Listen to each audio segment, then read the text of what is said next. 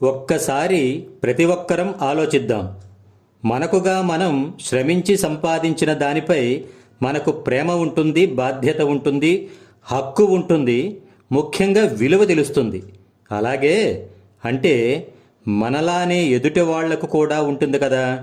మరి ఎదుటి వాళ్ళు వాళ్లకు సంబంధించి వాళ్ళు మాత్రమే స్వయం కృషితో సంపాదించి ఎంతో విలువ ఇచ్చి ప్రతి చిన్న విషయంలో చాలా జాగ్రత్తగా బాధ్యతతో వ్యవహరిస్తుంటే మనకెందుకు అసూయ, మనకెందుకు ఇరిటేషన్? ఎందుకంటే ఎదుటి వాళ్లను చూస్తున్నప్పుడు అంటున్నప్పుడు మనకు మనం గుర్తు రాకపోవడమే. దాహం వేస్తే ఎడారిలో ఒంటె మూత్రాన్ని కూడా చాలా జాగ్రత్తగా త్రాగుతాము.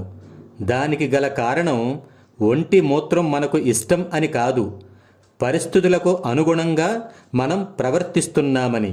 అలాగే నదిలో నీటిని ఇష్టమొచ్చినట్లు వినియోగిస్తాం. దాని అర్థం మనకు విలువ తెలియదని కాదు, నదికి లోటు ఉండదని. మనం ప్రవర్తించే ప్రతి చిన్న విషయంలో ముందు మనల్ని మనం చూసుకుందాం. అయినా అలానే ప్రవర్తించాలని నిర్ణయం అయితే తప్పకుండా అలానే చేద్దాం.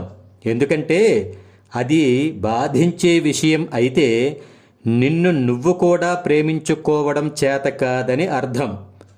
ఆనందించే విషయం అయితే ఇక భవిష్యత్తులో నీకు దుఃఖమే ఉండదని అర్థం.